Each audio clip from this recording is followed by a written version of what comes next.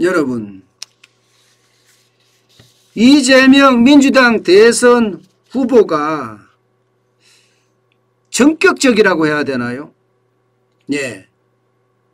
이재명 지원금을 철회하겠다고 선언을 했습니다. 전국민 재난지원금을 고집하지 않겠다 이렇게 이야기했습니다. 굉장히 깜짝 놀랄 일이에요. 깜짝 놀랄 일. 왜냐고요? 야, 이거 진짜 난리 났었잖아요. 3주 전에 이재명표 전국민 재난지원금을 주겠다면서 15조에서 25조 뭐 100만원 1인당 100만원씩 준다고 그랬다가 좀 나중에는 뭐 25만원씩 준다고 하면서 사실 난리가 났었어요. 된다 안 된다 논란이 뭐 장난이 아니었고요. 그 사이에 기재부는요. 초과세수가 10조다 아니면 19조다 여기를 두고 더불어민주당은 국정조사를 해야 된다는 등 말아야 된다는 등 그야말로 난리를 쳤어요. 게다가 초과세수를 내년으로 이어내서 내년에 본예산에 추가해서 재난지원금을 줘야 된다. 그러니 또 야당이나 많은 경제 전문가들도 초과세수를 내년으로 이어나는 것은 불법이다. 그거는 국가회계 조작이다. 이렇게까지 이야기를 했잖아요. 왜냐하면 올해 예산은 올해 집행이 돼야 되거든요. 우리 국가재정법에도 초과세수가 나면 빚을 갚는 데 쓰라고 되어 있습니다. 빚을 갚는 데 쓰라고. 그런데 이거를 무리하게 내년으로 넘기면 위법이나 탈법에 대한 우려도 굉장히 강했거든요. 그런데도 불구하고 여당은 계속 밀어붙였답니다. 그런데 느닷없이 전국민 재난지원 고집하지 않겠다. 그러면서 자영업자 소상공인에 대한 지원은 더 나서야 된다. 이렇게 이야기한 겁니다. 이렇게 되면 닭 쫓던 개 지붕 쳐다본다는 이야기 있죠. 사실 여기에 어울리는 이야기는 아닌데 민주당 입장에서는요. 이재명 지원금을 지원하기 위해서 엄청나게 국민들에게 욕을 먹어가면서도 움직였단 말입니다. 그런데 그게 아주 무색하게 됐어요. 그리고 보면 그거 자체가 닥쳤던 게 지붕 쳐다보는 격이 아닌가 저는 그런 생각을 하게 됐습니다. 게다가 이번 논란에서 가장 초미의 관심사 최고의 논란은요. 초과세수였어요. 초과세수 이러니까 여러분 마치 나라 국고가 막 튼튼하다. 국고가 넘쳐난다. 이렇게 느끼잖아요. 초과세수까지 나올 정도니까. 그런데 이거는 기획재정부가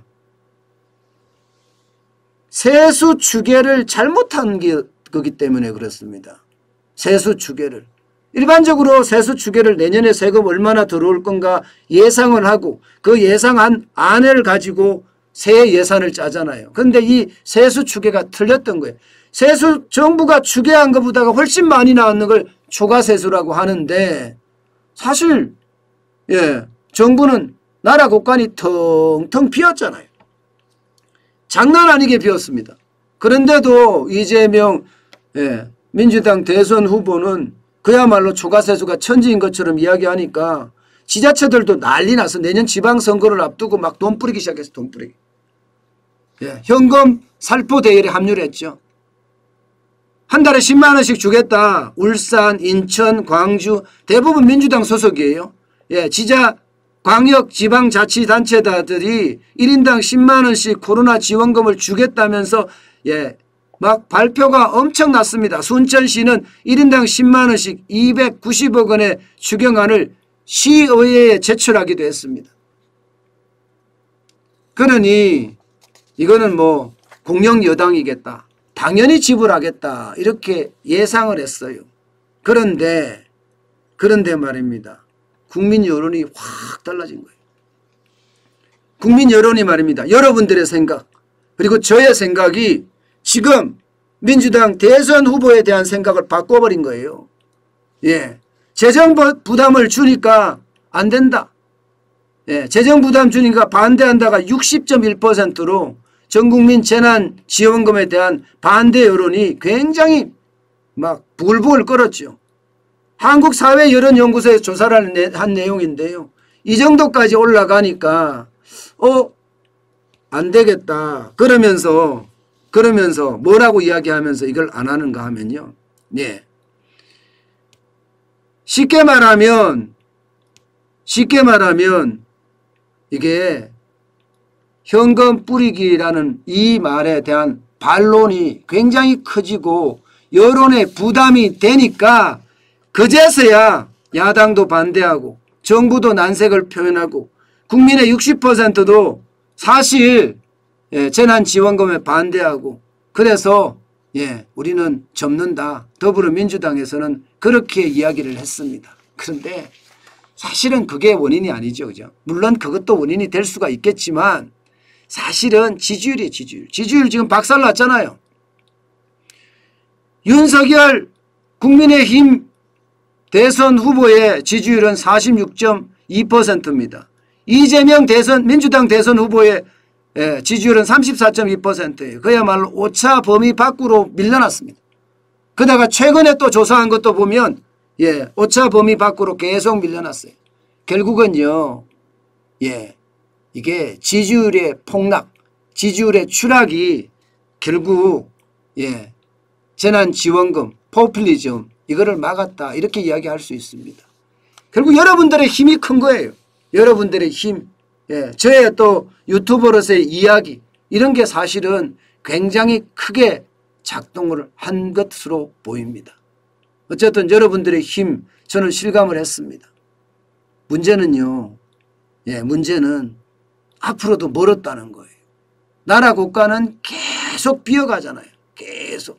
정부는 나라 국간이 튼튼하다고 이야기했지만 올해도 100조 가까이 좀 적게는 한 90조 가까이 적자가 날 거예요. 9월까지만 하더라도 74조 7천억 원의 나라 살림이 적자가 나 있는 상태거든요. 작년보다는 줄어들었다고 하지만 작년에 108조 4천억 원에서 74조 7천억 원으로 줄었다고 하지만 여전히 많은 숫자입니다. 여전히 많은 숫자예요. 그러다 보니까 나라 부채는 지금 장난 아니잖아요. 전 세계에서 증가율 1위예요. 1위. 이대로 가면 2026년까지 15.4%가 늘어나서 15.4%가 더 지금보다 15.4%예요. 그럼 지금이 50%면 55.4%까지 가는 거죠. 엄청난 그런 증가 속도가 돼서 나라가 대한 빚국이 될 수밖에 없는 상황. 그런 상황이라고 국민들은 다 알고 있거든요. 이미. 정치인들만 자기네들 목적 달성을 위해서 국민을 볼모로 잡아서 희생시킨다. 저는 그런 생각밖에 들지 않았거든요. 나라 부채가 많아지면 많아질수록요. 그만큼 나라 경영은 어려워질 수밖에 없거든요. 저는 포퓰리즘에 대한 국민들의 단호한 심판이라고 해야 되나요? 저는 심판이라고 보거든요. 이런 심판이 어쩌면 우리 국민들이 깨어있다. 우리 국민들은 지금까지 현명했다. 앞으로도 현명하다. 어떤 사람들은 국민을 두고 개돼지라고 이야기하지만 절대 우리 국민은 이미 민도가 높아져서 개돼지가 아니다. 이것을 확실히 보여준 그런 사건이 아닌가 저는 그렇게 생각합니다. 앞으로도요. 아직 넘을 산은 많습니다.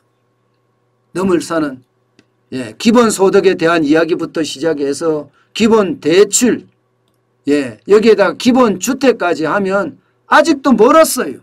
아직도. 뿌리겠다는 돈은 천정부지예요. 그러면 이런 포퓰리즘을 지금처럼 말입니다. 지금처럼 국민의 의식이 하나가 돼서 그 의식의 힘으로 물리쳐야 된다. 저는 그렇게 생각합니다. 그게 좌파가 됐든 우파가 됐든 포퓰리즘은 일단 막아야 합니다. 그러면서 대통령이 제왕적으로 행동할 수 있는 거 있잖아요. 재정 준칙을 빨리 정해서 나라 살림을 마음대로 못 쓰게끔 대통령 마음대로 못 쓰게끔 그렇게 막아야 합니다. 그것이 우리 국민들이 앞으로 해야 될 일입니다. 그래야지 정치인들이 국민들을 우습게 보지 않습니다. 정치인들은 당선만 되고 나면 국민들을 우습게 보잖아요. 앞으로 그렇게 우습게 보는 거 우리 막아야 되지 않겠습니까? 그게 우리가 참여하는 길밖에 없습니다. 지금처럼 여러분 새벽이지만 이렇게 경제 이야기를 듣고 또 그 경제 이야기를 많은 분들에게 이야기하고 그게 아마 현실에서 작동이 된 것 아닌가 저는 그렇게 읽고 싶습니다.